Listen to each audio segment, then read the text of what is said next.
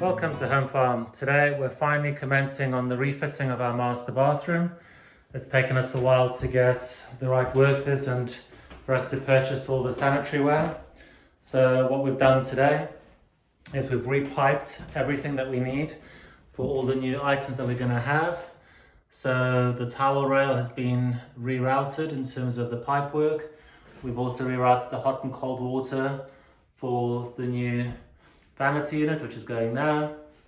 And as we move across into the shower area, we can see that we have all the new pipework running through there, up and through the top to where the mixer and the handle is going to be.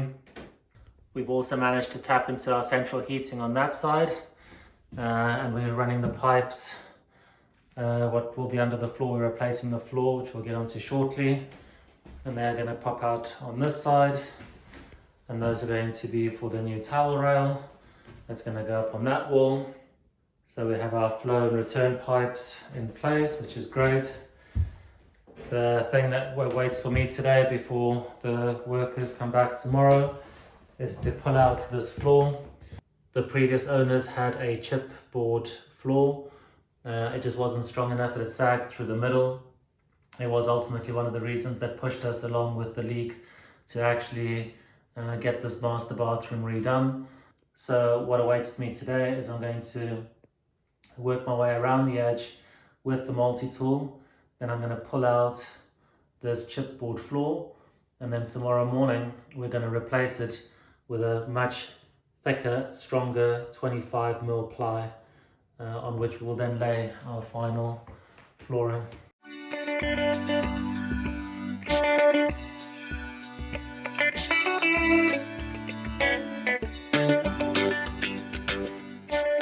In terms of the work carried out on this bathroom so far, removing this chipboard flooring has been by far the most difficult, purely because you can't just rip it out. The actual chipboard floor runs underneath the walls. So what we've had to do is use the cutter, as we said earlier, to trim around the edges. But what's really complicated matters is the way that the previous owners had run the cabling. They were not always in the best position, so you had to just be so careful about where you cut and so that you didn't go through a cable. I did manage to pop through one, which I've temporarily patched up there just so we could have lights downstairs. But this has been very, very tough going. It probably took me about 3 or 4 hours to remove all of this here, all the way around the edges, as we can see. And the last middle ones are going to be really easy. This will just take maybe 10 or 15 minutes to pull them out with the crowbar. I just ran out of steam yesterday, so we'll wrap this up this morning. What's going to happen today is that waste pipe at the back is going to get extended all the way through to there. We'll also tee that waste pipe so it can go to the vanity unit there. And what we'll do is put in supports throughout this floor so that it's nice and level, and the plywood flooring will go on top of that. That's the packing down. The reason that we've done this is because the joists have all bowed over the course of time. Some of these we reckon are probably going to be about 180 years old. So the previous owners hadn't bothered to level out the floor, so it was dipping everywhere. So by doing this, when we lay the 25mm ply flooring on top of it, it's going to be very, very solid and very, very straight. As we can see, we've got the first piece of ply in. Provision's been made for the waste from the bath. We've used a glue that is basically expanding, so we can see it actually doing that. And the reason for that is because it gives the ply a better surface area to rest on the packing, which gives the floor a lot more rigidity. Generally speaking, I've already stood on it. This is about 1,000,000 times more solid than the chipboard floor was, purely because we have got the packing underneath, and obviously the ply is just a lot sturdier. So next thing now is going to be to get the next piece through here. We're going to reinforce through the middle with 2 more side pieces on the side. We will then tee that waste, one up to the vanity, and the other one across towards me, which will be the waste for the shower.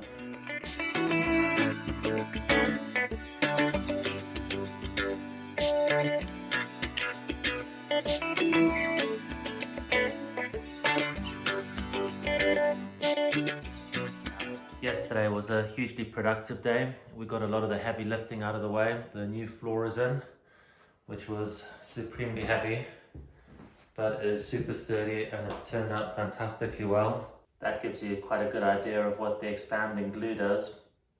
It really does add a lot of solidness and it fills all the cavities where it needs to.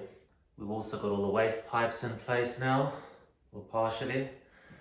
And today is going to be another big day where we're going to be mounting our shower mixer valve, running the rest of the pipe work to where the shower head's going to be, which is up there.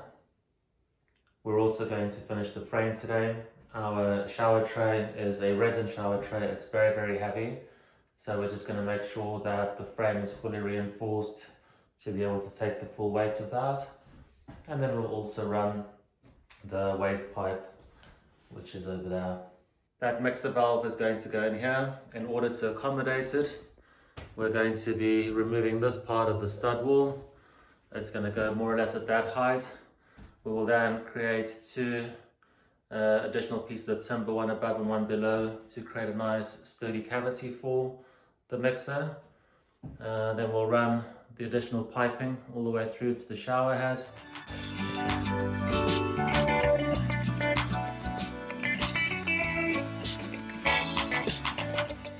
Good steady progress being made. We have the shower mixer valve mounted to the wall, copper pipes running in all the directions required. So we have the hand mixer that's going there, the feeder pipe that's going to go up to the shower head goes through the top.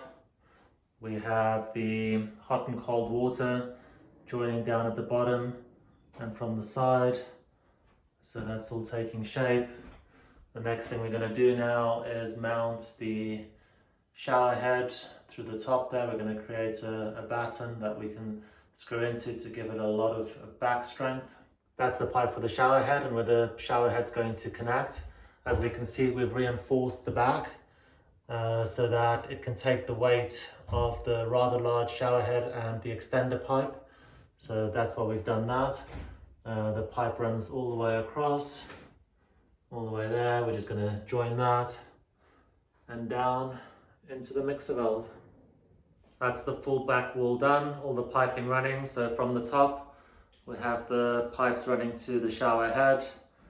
That's the hot water and cold water coming through the sides, and the small little copper pipe leading to the handheld shower. And the base for the shower tray is also now completed and ready. So progress has been good. We've still got some of the old pipe work exposed. That'll get done over the course of the next couple of days. And we'll fill that up and plasterboard it up. What's really great is all of the piping for the vanity and for the shower and everything else is now in place. All that now remains is for us to finish the sidewall, which is going to happen today. And we also have some very experienced plasterers that have arrived that are now going to remove all of the dents, kinks and damage to the previous wall and to some of the work that we've done. So it should be quite an exciting day today by the time that we get ready for dinner and our afternoon drink or evening drink. This bathroom will be looking completely different. The plasterers are in and we have filled all the major gaps and holes across the old stud wall. We're now just waiting for everything to dry, and then they're going to come in a short while and plaster everything so it's got a lovely smooth finish.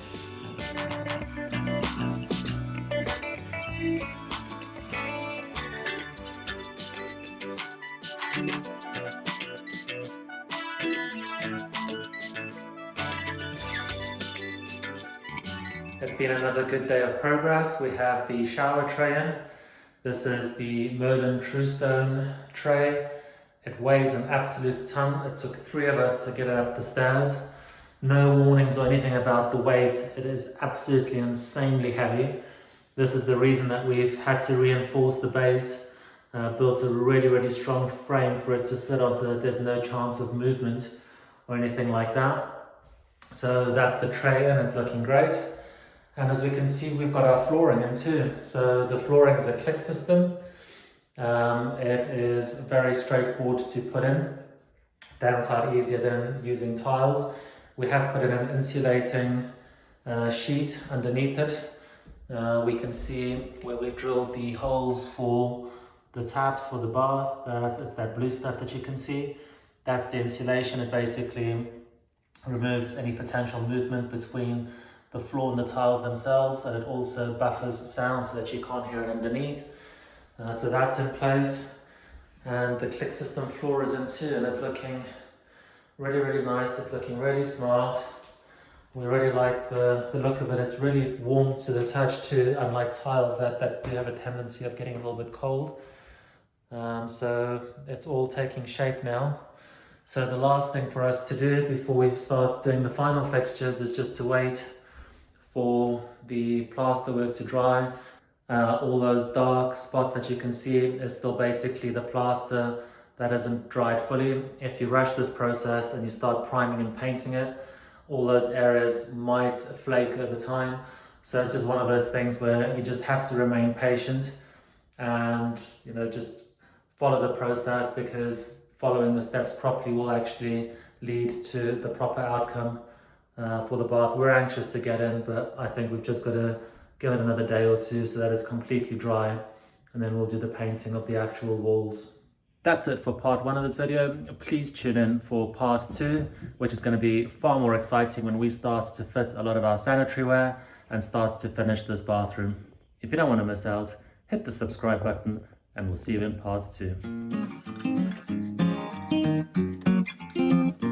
Thanks for watching. You can also follow us on Twitter or check out our website at myhomefarm.co.uk. If you enjoyed this video, please hit the subscribe button below, and if you have any suggestions for any other videos you would like to see, please leave a comment. We hope to see you on our next video.